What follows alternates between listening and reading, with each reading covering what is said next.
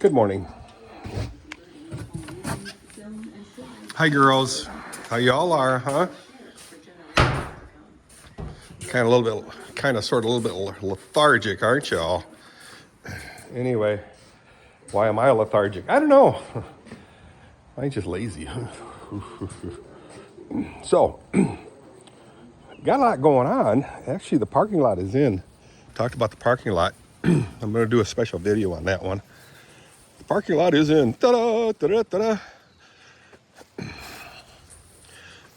Let's just take a quick, or after I put the, if I remember now, after I put my grain in the fields, paddock, yeah, we'll take a look at that. By the way, it's the 21st of May, 2026. Yes, it's screaming by, guys. May 26th, or 2021, 2026. May 21, 2026.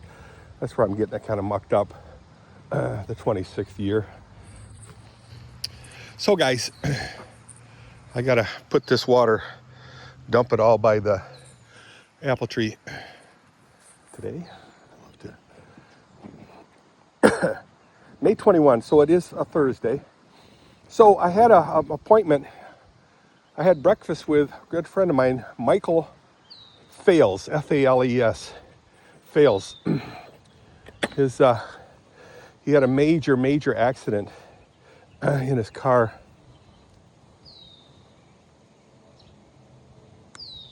GM Denali, SUV.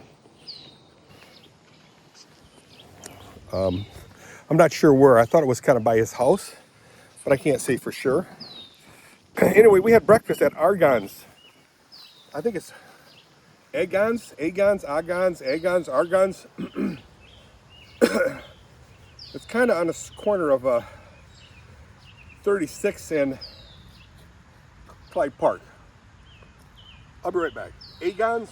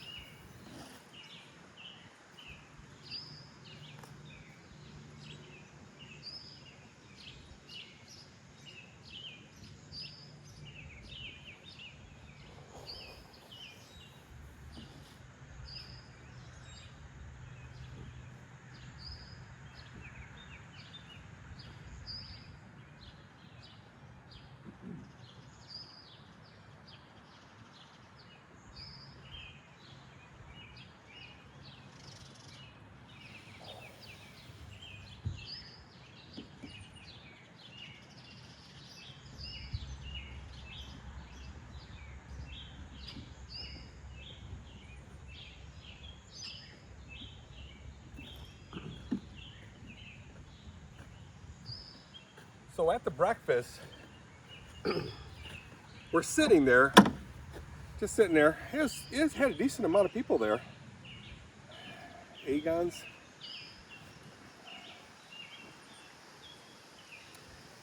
So I'm sitting there and my phone beeps. I look and somebody sent me a message. I look and it's just a number, 616, blah, blah, blah, blah, blah. But it's a picture of me sitting at the table at Agon's. And I look around, I go, what in the world is that? I looked at Michael, I said, Mike, somebody took a picture of me while I'm sitting here. So everything's going through my head. Maybe the restaurant is doing it just for their constituents, you know, say, hey. But I'm looking around, I says, who on earth, and how would they know my telephone number? So I was about ready to give up, and people were slowly leaving. And then somebody hollers, Dirk. I look up and I'm looking, and I says, don't recognize anybody from Adam. Then I looked again, It was Bob Hilliker. I just saw the guy at Meyer. But I saw him sitting there with some other guy. I figured, oh, you know, just people in the morning. And I'm going, ouch, what in the world? He gets up, we shake hands, start talking. He says he goes there all the time. And he says, oh, by the way, the guy that was sitting with me knows you too. I said, oh boy, I don't know anybody, guys. I don't know anybody anymore. And sure enough, I recognized Bob, of course, and I'm going, you gotta be kidding me. How's that possible? You know, 2 times in like a week, we meet up with each other. That's pretty funny. And we had a good conversation again. I got a selfie with him. I'll post it on Facebook. Okay, girls, you guys ready to go outside? How come the light's not on? I don't know. You're responsible for the lights, Dirk. I know. Cat's eating that cat food, doing really well with that stuff. She loves that stuff. Hi, sweetheart. And that guy, Bob goes, the guy that has eaten with me, he knows you too. You gotta be kidding me. So, I don't know. Guess I'm just getting too old. So, hi, sweetheart.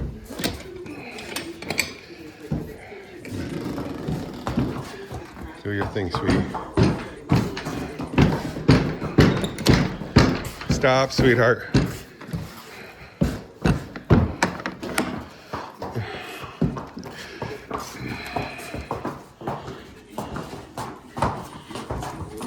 There you go. Lucia, Whitney, and Oscar.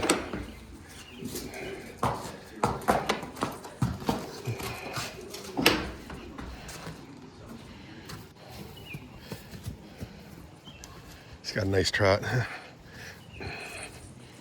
I don't know when I'm ever judge that girl. I might judge her soon. I don't know. Maybe this year yet. Who knows? It's only like $100 to get them judged.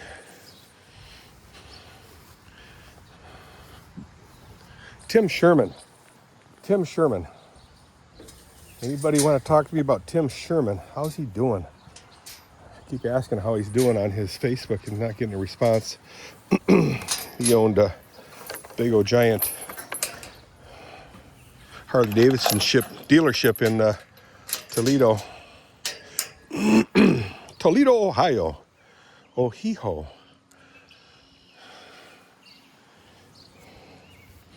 As Antina Chase would say, Toledo, Ohio.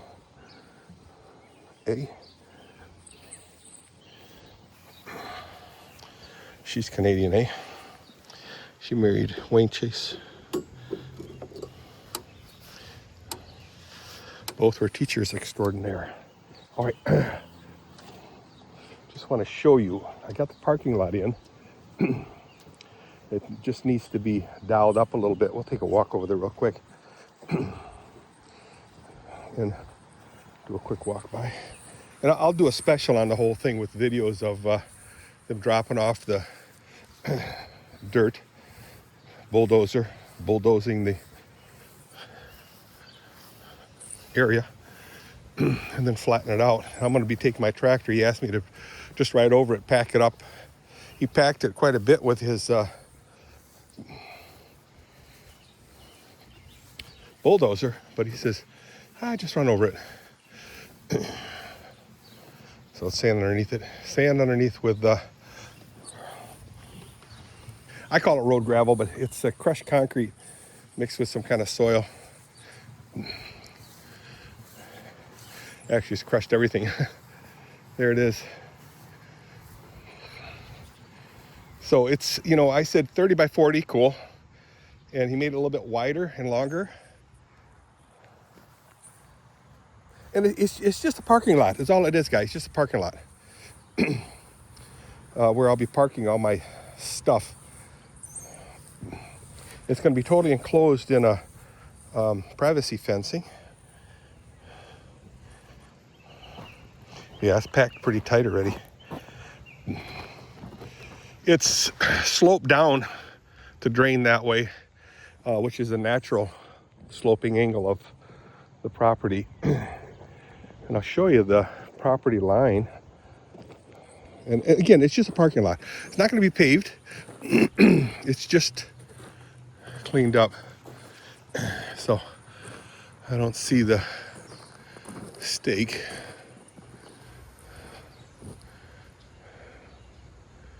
Oh, there it is. So it's right over here, right in here, past this tree. Well, let's walk over there. Just give you an idea of how far away it is from the property line. I gotta be careful.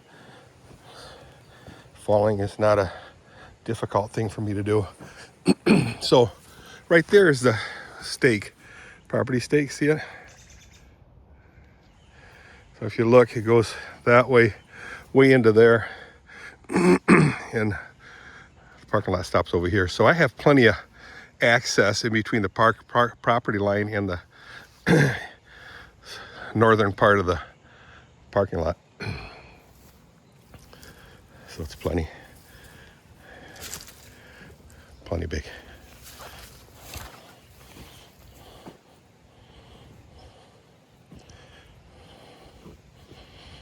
It's all topsoil, guys. He said it was very, very good topsoil. And he should know, because he's the owner of the company, Kentwood Excavating. So again, there's 4 inches of sand, 6 inches of crushed concrete. And yeah, there'll be cars actually start over here. The Mustang, MGB, the Mopar, and the vet. So the vet will be toward the center. Hey, Abby. Hi, Abby. Good girl. So the Corvette, MGB, Mopar, and the Corvette. I'm sorry. The Mustang, MGB, Mopar, and the Corvette. And they'll have plenty of room here. And in front, I'll have a barrier. The tractor, the lawnmower here. The motorcycles will be parked toward the end here. So again, there'll be stockade fences here, here, and here. Where the door was probably going to be right here, a large door, so you'll be able to pull out and run out. So the reason for this is I need a dry place for the cars, the vehicles. Then I need a place for the tractor, lawnmower, and I'll be able to store lumber in here. So all the stuff, basically everything that's in this shed is going to come out and be stored in this area. And it's going to be 6 feet tall plus 1, so 7 feet tall walls. So you're not going to be able to see what's inside there. And there will be covering of corrugated sheet metal to cover the cars, the motorcycles. Pretty much everything will be covered inside there.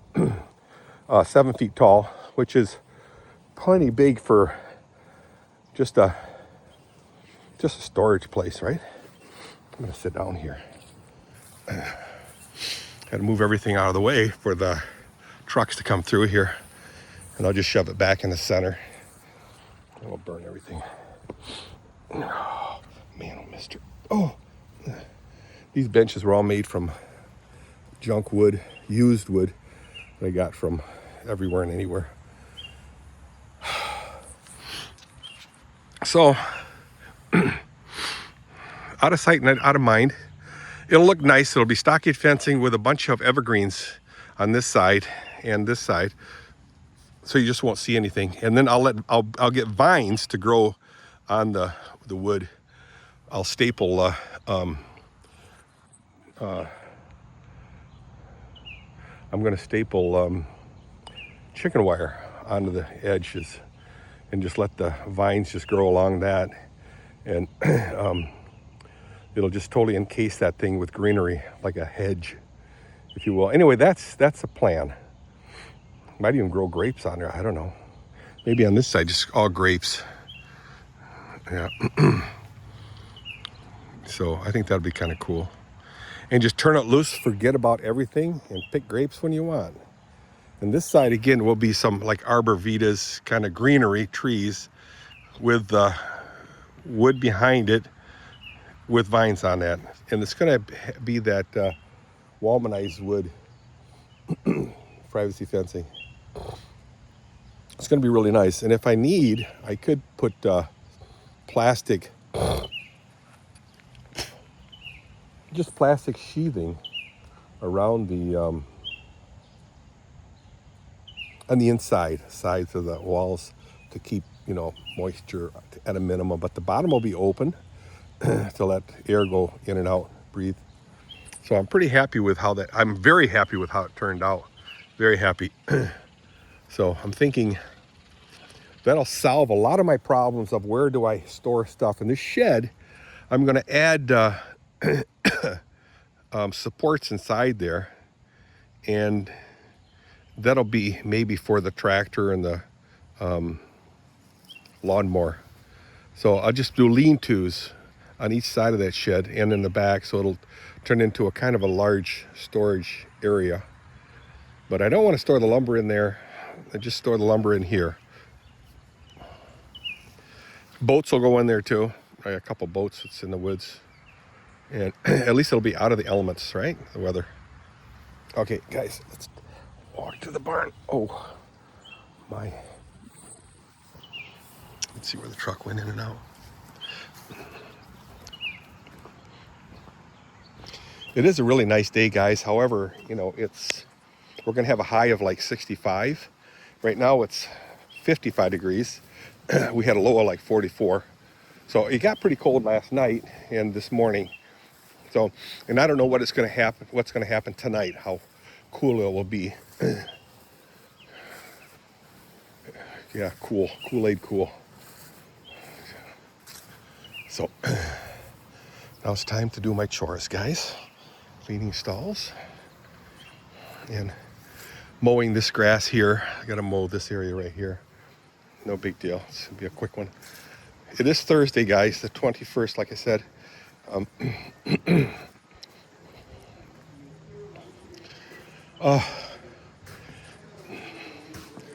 So I've been doing a lot of grunting and groaning because of pain and suffering, stiffness, and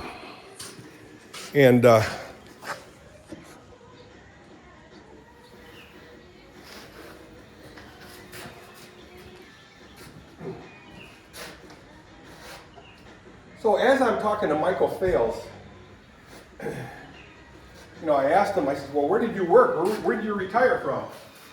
Well, he retired from Leon Plastics. So I asked him,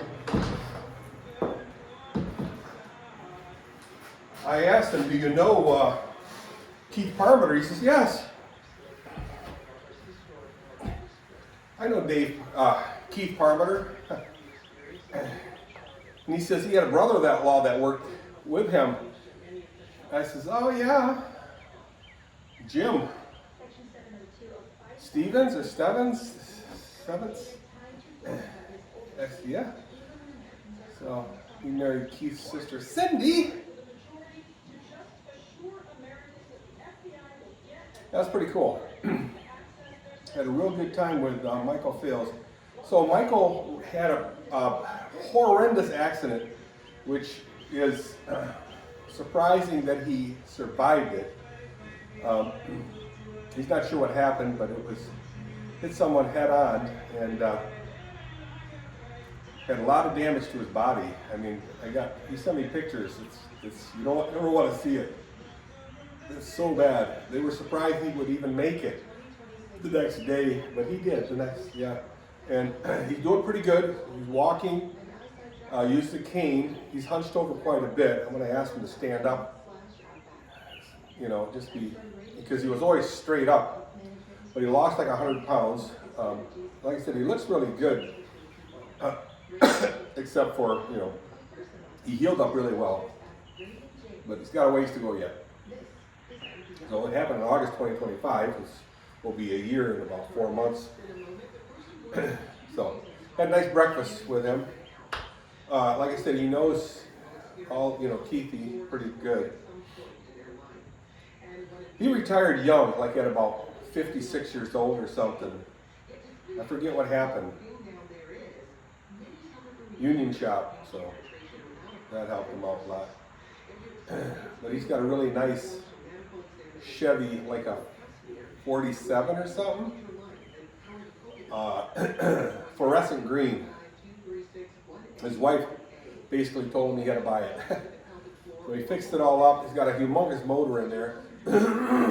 But he had to tear that apart because he's losing compression, I believe. So he's putting all new pistons in there. So that's cool. All right, guys, I'm going to get out of here.